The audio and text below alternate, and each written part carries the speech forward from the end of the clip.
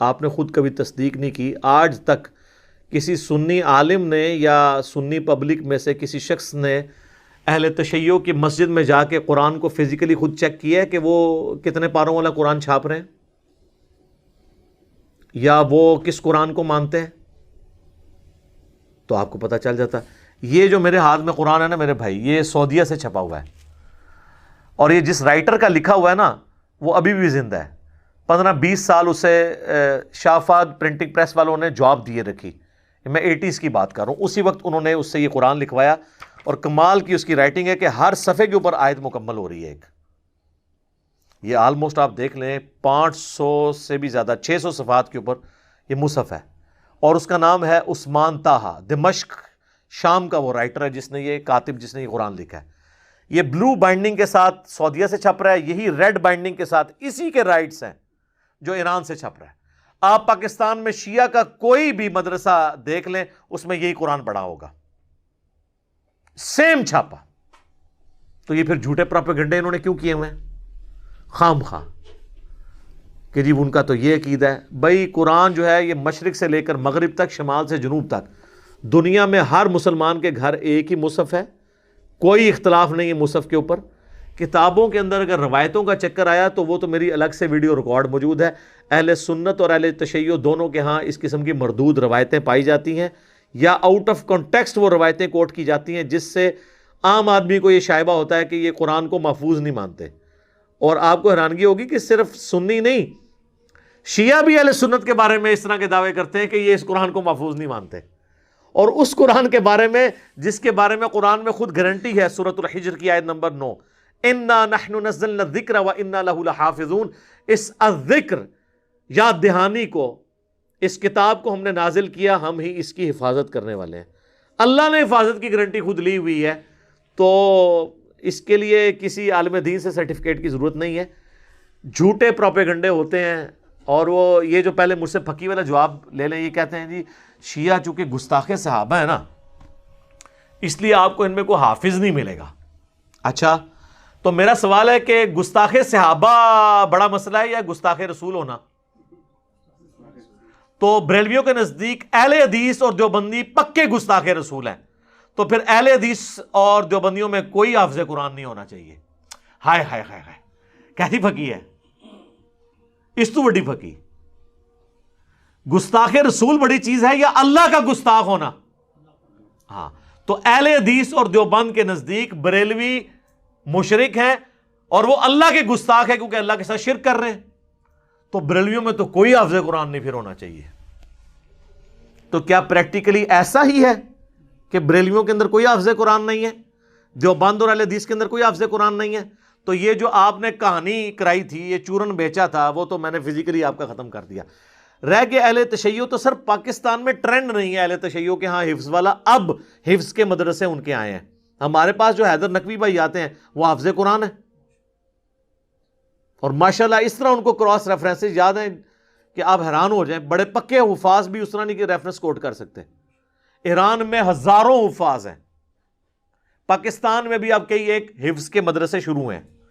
اور اہل تشیع کے ہاں جو سب سے ایک سمجھ لے کم درجے کا فرقہ جسے اثنا عشری شیعہ جو ہیں وہ گمراہ سمجھتے ہیں، وہ ہیں اسماعیلیہ، اور ان کی بھی برانچ ہے بوہریہ. اسماعیلی بوہری جو ہے نا، انڈیا میں ہزاروں حفاظ ہیں ان کے اندر. ایک ایک خاندان میں سارے گھر والے حافظ ہیں. ترجمہ ویسے کسی کو نہیں آتا. وہ مجھ سے رابطہ کرتے ہیں نا، ایک بھائی ریورٹ ہوئے، کویت میں رہتے تھے، تو وہ کہتے ہیں میں نے آپ کی ویڈیوز دیکھ کے قرآن ترجمے سے پڑھا تو مجھے پتا چلا کہ میرا یعنی عقیدہ قرآن کے مطابق نہیں ہے، لیکن وہ کہتے ہیں ہمارے خاندان میں چھوٹے چھوٹے بچے حافظ ہیں.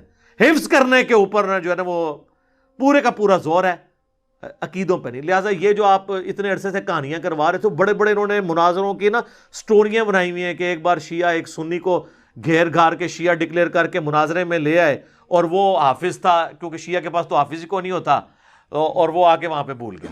ایڈی کہانیاں بنائی نے. سر کئی سالوں سے جو قرات کے مقابلے ہیں نا وہ ایران کے قاری جیت رہے ہیں. سر سارے بزرگوں کی ہر چیز ہی کہانی نکلی، آواز اڑنا بھی کہانی نکلی، اور جو زمین دیا چیزیں سن وہ بھی غلط، اڑنے والی بھی غلط. اور یہ بکری والا انہوں نے جو پٹی پڑھا دی کہ جی وہ بکری کھا گئی تھی، بکری والی حدیث تو سنن ابن ماجہ میں ہے 1944، آپ حدیث سنن ابن ماجہ انٹرنیشنل نمبر کے مطابق کھول لیں اسلام 360 میں، کہ وہ سیدہ عائشہ کہتی ہیں کہ نبی علیہ السلام کی وفات تک میرے پاس وہ اوراق موجود تھے جس میں قرآن کی یہ آیات لکھی ہوئی تھی کہ جس کا تعلق بڑی عمر کی رضاعت کے ساتھ تھا، اور یہ ہے کہ وہ 1 یا 2 دفعہ دودھ پینے سے حرمت ثابت نہیں ہوتی رضاعت کا رشتہ، اور ہم وہ پڑھتے تھے، اور حتیٰ کہ حضور کی وفات ہو گئی اور وہ میرے تکیے کے نیچے وہ رکھا ہوا تھا، اچانک ایک دن بکری آئی تو وہ اس کو کھا گئی، کیونکہ اس وقت وہ پتوں کے اوپر اور اس چمڑے کے اوپر لکھا جاتا تھا۔ تو یہ تو سر سنن ابن ماجہ سنیوں کی کتاب میں ہے کہ بکری کھا گئی، اور بکری کھانے سے کیا ہوا، قرآن سے آیات ختم ہوگی۔ ویسے یہ آیات جو ہے نا یہ تو منسوخ ہیں، یہ تو ویسے ہی آپ کو قرآن میں نہیں ملنے لگی، اور اس طرح کی احادیث کے اوپر تعویل کرتے ہیں اہل سنت۔ یہ تو صحیح مسلم میں بھی ہے کہ سیدہ عائشہ کہتی ہیں کہ پہلے اللہ کی کتاب میں یہ حکم نازل ہوا، پھر یہ حکم نازل ہوا کہ 5 دفعہ کم از کم اگر کوئی دودھ بچہ پی لے تو حرمت ثابت ہوتی ہے۔ تو اللہ کی کتاب میں تو کہیں موجود نہیں ہے، تو وہ اہل سنت کہتے ہیں یہاں کتاب سے مراد شریعت ہے، اور کتاب میں پڑھتے تھے رجم کی آیات، وہ سنن ابن ماجہ کی 1944 حدیث میں جو ہے وہ کہتے ہیں قرآن میں پڑھنے سے مراد ہے قرآن کی تشریح میں پڑھتے تھے۔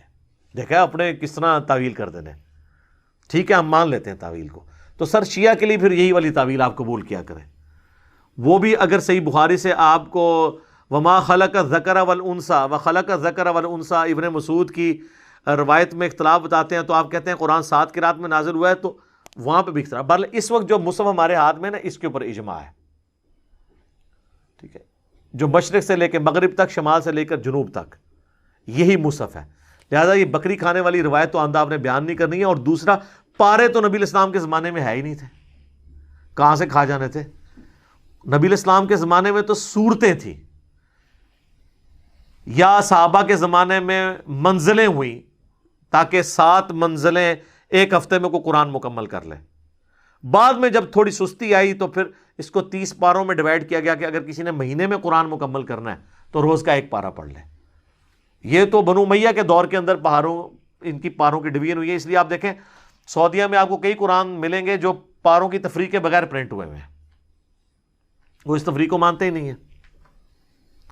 تو لہٰذا یہ بکری کھا گئی تھی بالکل جھوٹ ہے، اور یہ بھی جھوٹ ہے کہ حافظ نہیں ہوتا، ورنہ تو میں نے بہت بڑی بات کر دی ہے کہ اگر صحابہ کے گستاخ میں کوئی حافظ نہیں ہے تو رسول اللہ کے گستاخ یعنی دیوبندی اور اہل حدیث بقول بریلویوں کے ان میں بھی کوئی حافظ نہیں ہونا چاہیے۔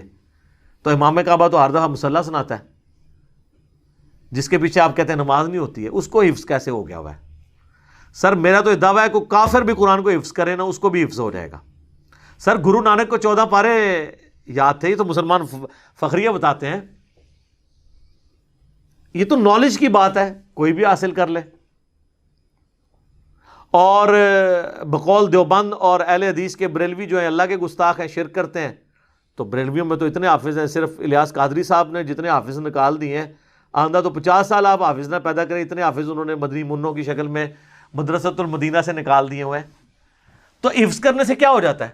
تو شیعہ کے ہاں بھی میرے بھائی ہزاروں حفاظ موجود ہیں، آپ جائیں ان سے، وہ آپ کو بتائیں گے کہ جناب یہ حافظ ہیں، آپ ان سے ملیں۔ پھر آپ نے کوئی نیا بہانہ گھڑنا ہے، حفظ چاہے ادھر کسی نے کیا ہو چاہے ادھر کیا ہو، جب تک اس کے مطابق نہیں اپنے آپ کو کرتا نا کوئی فائدہ نہیں ہے۔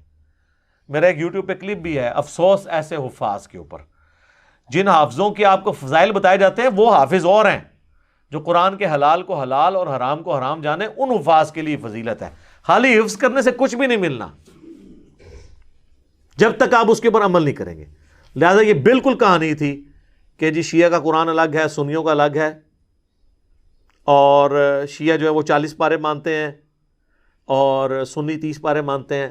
میرے بھائی ہم تو 40-30 کی تفریق سے بھی پہلے کی بات کرتے ہیں، قرآن کی 114 صورتیں ہیں۔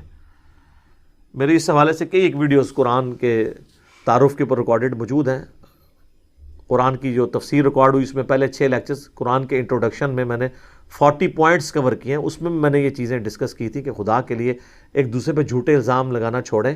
غیر مسلم جب اس طرح کے مناظرے ویڈیوز دیکھتے ہوں گے تو کیا سوچتے ہوں گے مسلمانوں کے بارے میں کہ ان کا تو اپنی ایک جو کتاب ہے اس کے اوپر ہی کوئی اتفاق نہیں ہے جبکہ پریکٹیکلی سب یہی قرآن پڑھ رہے ہیں.